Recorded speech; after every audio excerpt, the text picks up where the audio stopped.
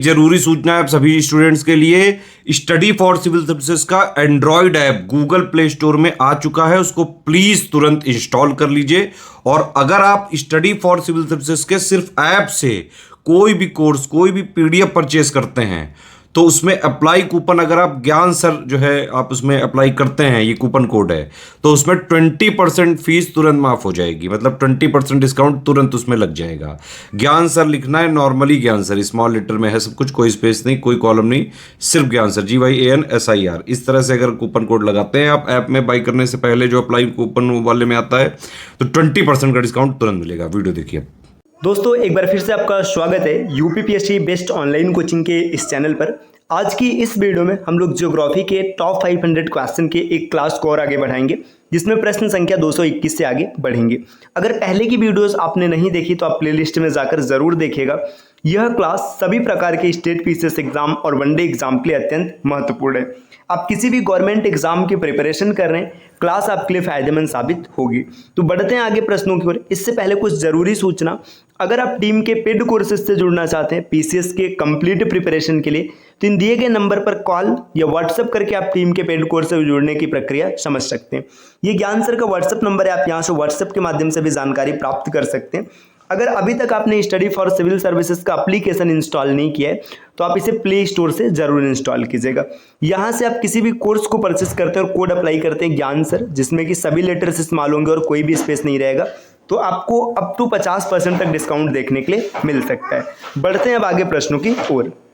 प्रश्न संख्या 221 दिया है, खाड़ी सहयोग परिषद का सचिवालय कहाँ स्थित है? यही डेटा यहाँ पर इंग्लिश में दिया है, where is the secretariat of the Gulf Cooperation Council located.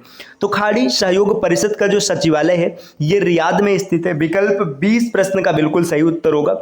खाड़ी सहयोग परिषद के बारे में आपको और चीज याद रखना चाहिए, यह फारस की खाड़ी से घिरे देशों का एक समूह है, जिसमें मुख्य रूप से गल्फ कंट्री जैसे Bahrain, Kuwait, Oman, Qatar, Saudi Arab, संयुक्त राज्य अमीरात इत्यादि शामिल है।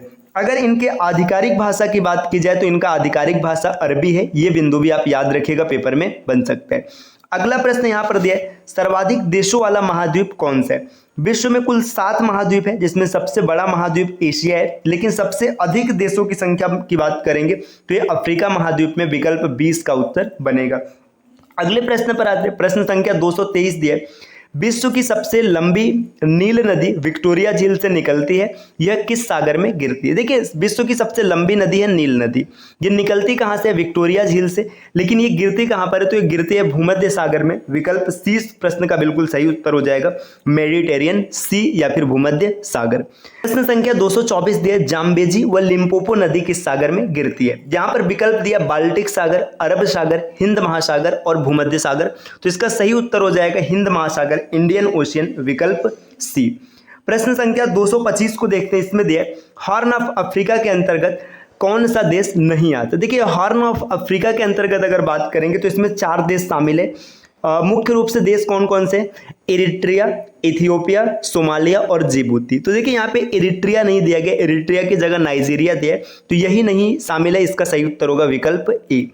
प्रश्न संख्या 226 दिया है, हाउसा, फुलानी, येरुबा किस देश की प्रमुख जनजाति है? तो हाउसा, फुलानी, येरुबा ये प्रमुख जनजातियां हैं नाइजीरिया के। विकल्प डी इस प्रश्न का उत्तर बनेगा। प्रश्न संख्या 227 दिए, लघु यूरोप किस देश को कहा जाता है? तो लघु यूरोप फ्रांस को कहते हैं। सही उत्तर विकल्प बी होगा। फ्रांस की राजधानी मतलब कैपिटल और फ्रांस की मुद्रा अर्थात करेंसी ये क्या होती है आपको कमेंट करके बताना है। प्रश्न संख्या 228 दिया, दक्षिण का प्रवेश द्वार किसे माना जाता था? तो दक्षिण का प्रवेश द्वार माना जाता था खान देश को। विकल्प ए इस प्रश्न का उत्तर बन जाएगा। प्रश्न संख्या 229 दिया, मौना लोआ एक सक्रिय ज्वालामुखी जो स्थित है। मौना लोआ सक्रिय ज्वालामुखी जो कि हवाई द्वीप में स्थित है। विकल्प 20 प्रश्न का उत्तर बनेगा। प्रश्न संख्या 230 दिया, रास तनूरा तेल शोधनशाला कहाँ स्थित है? तो रास तनूरा तेल शोधनशाला सऊदी अरब में स्थित है। विकल्प सी इसका उत्तर बनेगा। अगले प्रश्न पर आते हैं। प्रश्न संख्या 231 दिया, निम्नलिखित में से सही है। अब आपको बताना है कि इसमें से कौन सा सही है। पहला पॉइंट दिया, कच्छ डेजर्ट अभयारण्य क्षेत्रफल के मामले में भारत का सबसे बड़ा वन्यजीव अभयारण्य है। बिल्कुल सही है, भारत का सबसे बड़ा वन्यजीव अभयारण्य कच्छ डेजर्ट अभयारण्य है। दूसरा बिंदु दिया, पिट्टी पक्षी द्वीप के नाम से जाना जाता है। लक्षद्वीप समूह में स्थित वन्य जीव अभयारण्य लगभग 0.01 वर्ग किमी के क्षेत्रफल में देश का सबसे छोटा वन्य जीव अभयारण्य है। देखिए सबसे बड़ा कच्छ डेजर्ट अभयारण्य और सबसे छोटा पिट्टी या पक्षी द्वीप है। तो ये भी सही है, पहला और दूसरा दोनों बिंदु सही दिया, तो सही उत्तर हो जाएगा विकल्प सी 1 और 2 दोनों कथन यहाँ पर सही है। अगले प्रश्न पर आते हैं, प्रश्न संख्या 32 पर। 32 नंबर का क्वेश्चन दिया है कि राज्यों में से किस में पखुई टाइगर रिजर्व अवस्थित है। देखिए पखुई टाइगर रिजर्व ये अरुणाचल प्रदेश में, विकल्प इस प्रश्न का उत्तर बनेगा। प्रश्न संख्या 233 दिए, कैस्पियन सागर निम्नलिखित में से किसके साथ बॉर्डर बनाता है। तो देखिए कैस्पियन सागर की बात करेंगे तो ये अजरबैजान, ईरान, कजाकिस्तान, रूस, तुर्कमेनिस्तान के साथ सीमा साझा करते हैं। फिर से सुनिएगा, अजरबैजान, ईरान, कजाकिस्तान, रूस, तुर्कमेनिस्तान। कजाकिस्तान दिया है, तुर्कमेनिस्तान दिया है, अफगानिस्तान नहीं होगा, इराक नहीं होगा, रूस होगा। तो पहला, दूसरा और पांचवा यहां पर अगर आप देखेंगे तो विकल्प ए इस प्रश्न का उत्तर बन जाएगा। प्रश्न संख्या 234 दिया है, वेरिंग स्ट्रेट मध्य में है। तो वेरिंग स्ट्रेट की बात करेंगे तो ये स्थित है रूस और अलास्का के बीच, विकल्प 20 का उत्तर बनेगा। नेक्स्ट अगले क्वेश्चन पर आते हैं। अगला क्वेश्चन दिया, भारत में ओलिव रिडले समुद्री कछुओं के लिए दुनिया का सबसे महत्वपूर्ण घोंसला समुद्र तट है, ये कहाँ पर है। तो देखिए जो ओलिव रिडले समुद्री कछुओं के लिए प्रसिद्ध घोंसला तट है ये कहाँ पर स्थित है, तो इसका उत्तर हो जाएगा विकल्प डी, गहीर माथा समुद्री वन्यजीव सेंचुरी, विकल्प डी इस प्रश्न का उत्तर बनेगा। अगला प्रश्न दिया है, सुवर्णवती, हेमवती, अर्कावती, अमरावती किसकी सहायक नदियां हैं। तो ये सब दक्षिण भारत की नदियां हैं और दक्षिण भारत में ये कावेरी नदी की प्रमुख सहायक नदियां हैं। और आगे बढ़ेंगे, यहाँ पर दिया हुआ है निम्नलिखित में से कौन सी एक ठंडी जलधारा नहीं है। कैलिफोर्निया, सोमाली, अलास्का और कैनरी। तो इसमें अलास्का की जलधारा ठंडी जलधारा नहीं है, विकल्प सी उत्तर हो जाएगा।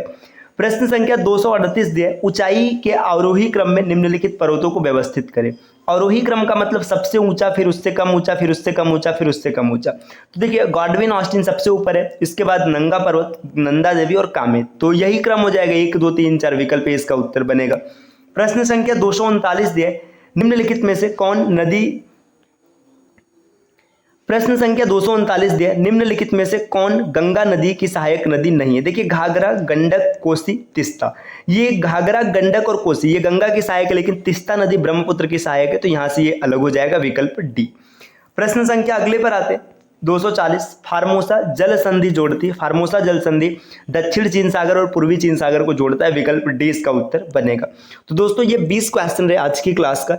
ऐसे वीडियोज आपको लगातार मिलते रहेंगे, जिसके लिए आपको यूपीपीएससी बेस्ट ऑनलाइन कोचिंग के इस चैनल को सब्सक्राइब करना है। और अगर आप पीसीएस की कंप्लीट प्रिपरेशन करना चाहते हैं तो study for civil services team के पेड कोर्सेज से जुड़ सकते हैं, जिसके लिए आपको इन दिए गए नंबर पर कॉल या व्हाट्सएप करके जानकारी प्राप्त करनी है।